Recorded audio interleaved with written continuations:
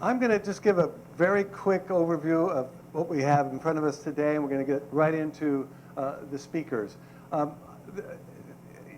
schedule, as you can see, the agenda up here is we've already gotten through the breakfast, we've gotten through the welcome. I'm going to do a brief introduction, and then we're going to go through the list of people that you see here before we have lunch. And at lunch, from 1 to 2, we'll have that upstairs. And then all through the summit, we're going to be screening and showing, looping this wonderful film, Steam of Life. You'll hear more about it later. And that'll be in the TV room that's right near where the food is upstairs. And then after lunch, we'll do the same thing from 2 to 5. We'll just go through our speakers. And then at 5, the Banya is open, and I hope everybody will be ready at that point to jump in and do some real sweating. There's 2 sides to the Banya. There's a clothing optional side, and then there's a side where clothing is required, so we accommodate anybody's taste there. Before I start, I just want to, at this point, does anybody have any kind of technical questions or logistical questions about how we're running everything? Anything coming to mind? You know, breaks, bathroom breaks, feel free. I mean, it's nice if you're paying attention to the speakers, but if obviously somebody has to go out and use the bathroom or something, go ahead and do that. The bathrooms are downstairs. And then, so let's get right to it. Let's get right to it. And I'm going to start off. It's really easy for me to start talking about sweat. And this is because it's something that I've been very involved with for a long time. And I'm going to tell you about an epiphany that I had. And this is what really, epiphanies are just special moments in our lives, and we don't get very many of them. And I truly had this epiphany, and it changed my life. I'm going to start, most of you, or many of you, probably have heard the story of the 3 blind men and the elephant. So one man comes up to the elephant's trunk and touches the trunk and says, well, of course, this is a hose, a garden hose. The other blind man touches the tail of the elephant and says, oh, well, this is a paintbrush, yeah, obviously. Now, the third blind man touches the side of the elephant and says something like, this is a garage door, whatever. So, you know, you see how this is working here. We all have kind of blinders on about, you know, how we view the world. And I was one of those blind men, but I was looking at this phenomenon called sweat bathing, and I was seeing the Finnish sauna, which I kind of grew up with. My father's Norwegian, so I grew up with this culturally. We called it the bastu in Norway. And I also knew something about the American Indian Sweat Lodge, which we were practicing as a counterculture thing in the early 70s. But again, I hadn't seen the whole elephant until I arrived in Helsinki in 1974 and went to the Finnish Sauna Society. There is a Finnish Sauna Society, and it's a little bit like going to Mecca in a way. It really is. And they were so open and gracious to me. I had long hair, a beard, an earring, 22 years old. And they just welcomed me in. And I started spending afternoons in the middle of the winter in their library. And one day I remember walking out. It was probably dark at 3 in the afternoon. And it suddenly occurred to me that I had missed the whole elephant. And the elephant in the room was that this was sweat bathing. And it's everywhere, and it's connected.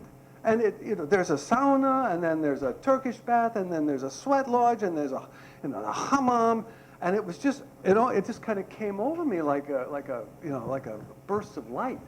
Oh my gosh, it's all one. And then I spent 3 years, devoted 3 years of my life, traveling all over the world and saying, I'm going to go see them. I've read about them, now I'm going to go do them. I'm going to try them. And that in of itself is so important because up to then, for me and for many people, for many people, it's an academic thing. You read about it. You know, the ancient Roman bathing, you know, this and that, ancient history. No, no, you go to these places and it's real. You go to Mexico, you go to a village, a small village, and you find a Temescal. It's being used. This is not something written from the 1600s. It's actually being used. So I actually went to all these places. I wrote about them, and then sweat came out. And you know, it's just one of those magical things that happen in your life once in a while. And as I was doing it, I realized I wasn't the only one that had done this. And this was what was really fun, was seeing that throughout the ages, I'm just standing on the shoulders of other people. There was a man in Finland, Martti Borginjori. He wrote this book, Sauna kautta aikuinen. I have a little Finnish in me there. That's where that accent came from. But that's all I got, the tough language. He wrote this amazing book back in the 70s that really became a little bit of a Bible for me. Sauna Through the Ages. It's not Sauna Through the Ages. It's Sweat Bath Through the Ages is really what it is. And then I want to show you another book I found, Design of the Turkish Bath. This book was written 101 years ago. Let me read you something. Not only does he talk about Turkish bath, but he doesn't mean Turkish bath. He really meant sweat baths. I'm going to read you the last paragraph here. This is J.J. Cosgrove. And, you know, we think of you at this moment. And thank you. Because, again, there's been people throughout time that have had this message. And we stand on their shoulders.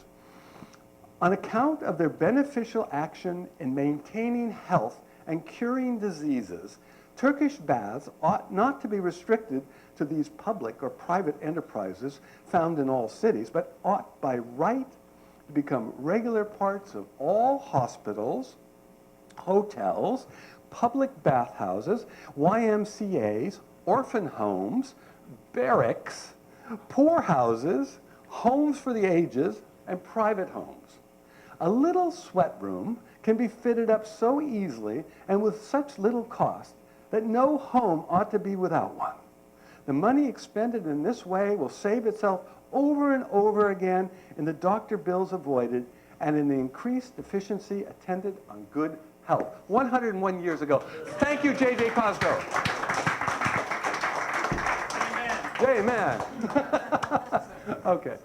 So that's my introduction, and the way it's going to go from here is you're not going to get rid of me. I'm going to stand up here and probably put my 2 bits in throughout the whole 2 days.